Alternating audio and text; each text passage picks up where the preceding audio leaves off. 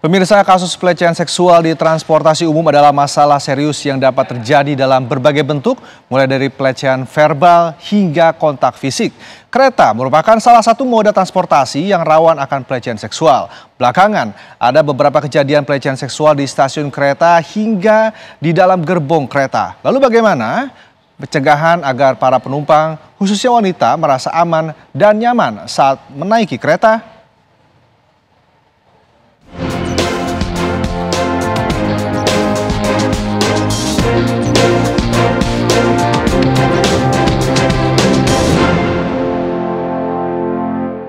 Tadi kan aku pas mau turun eskalator, dengan data yang sudah terintegrasi di aplikasi tersebut, kami juga memungkinkan untuk bisa melakukan screening kepada pengguna komuter lain.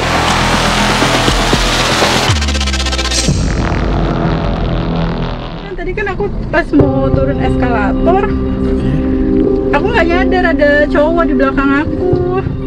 Baru-baru ini viral di media sosial, seorang penumpang wanita menjadi korban pelecehan seksual di area stasiun Tanah Abang. Aku tadi bilang sama ini pihak dari KAI. Sungguh miris dan sudah pasti meresahkan. Bukan sekali dua kali, kasus pelecehan seksual terus terjadi di dalam stasiun hingga gerbong kereta. Para penumpang, khususnya wanita, layak mendapatkan rasa aman dan nyaman saat menggunakan KRL.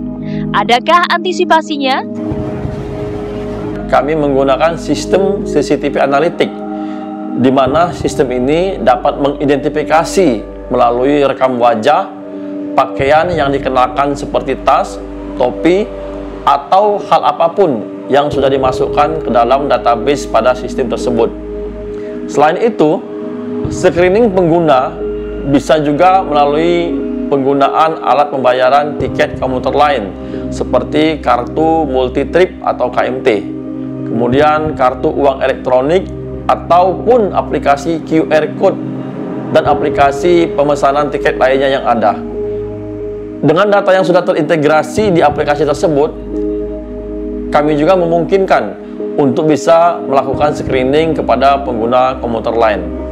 Maka KAI Komuter tentunya menjamin keselamatan, keamanan, dan kenyamanan seluruh penggunanya dengan secara maksimal, dengan cara menugaskan dan menyiagakan petugas keamanan di seluruh perjalanan komuter lain, dan termasuk juga di area stasiun selama komuter lain beroperasi.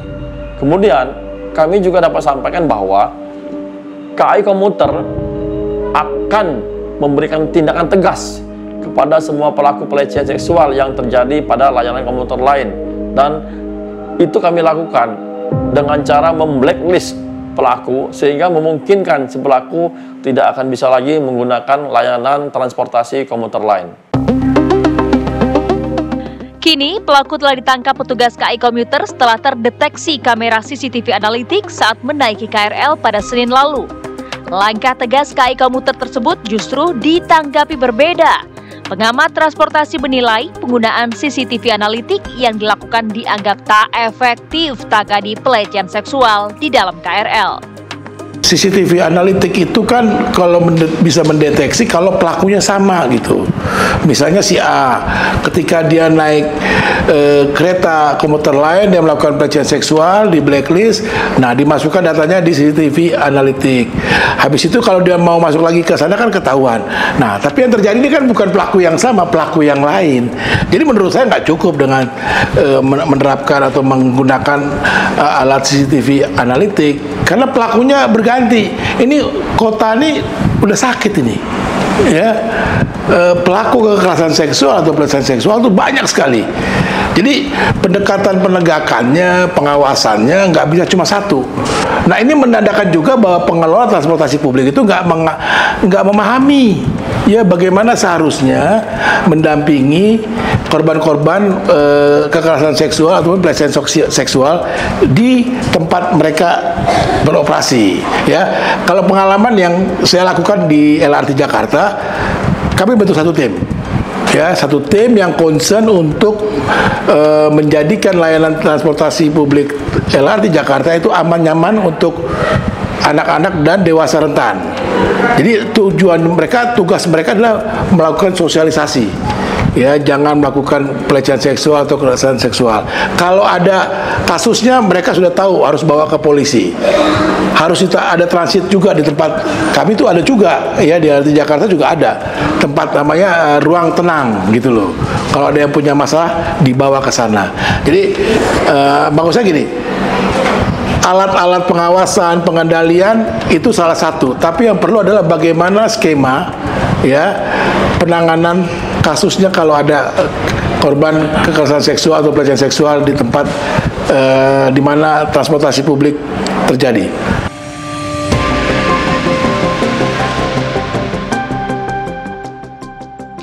Mitigasi tak bisa dilakukan sendiri. Sinergi antar pihak harus dilakukan, termasuk kewaspadaan para penumpang.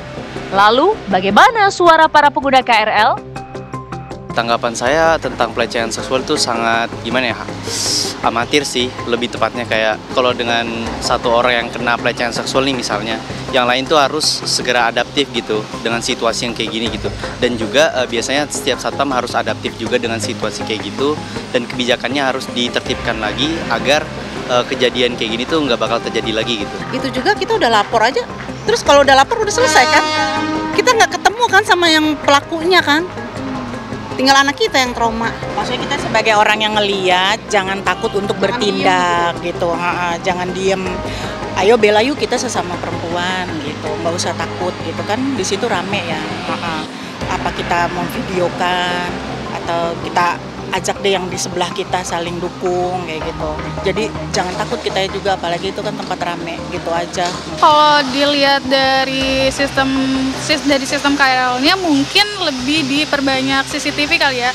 Karena dengan adanya CCTV, jika terjadinya pelecehan seksual, kita akan lebih mudah menangkap pelaku dan bisa dihukum sesuai dengan hukuman yang berlaku sih. Untuk jaga-jaga ketemu orang kayak gitu, aku lebih safety karena aku perempuan, aku pilih gerbong yang khusus perempuan aja. Terus kalau misalnya mungkin amit-amit sekitar aku ada ngelihat yang kayak gitu, kayaknya kan setiap gerbong pasti ada petugasnya ya, panggil aja deh.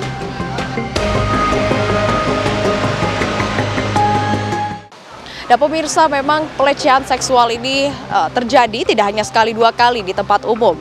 Jadi sudah menjadi perhatian bagi masyarakat apa yang seharusnya harus diantisipasi dari para pengguna dan juga apa yang seharusnya dibenahi dari para lembaga terkait. Dari Jakarta, Felicia Melinda, Unius TV One mengabarkan.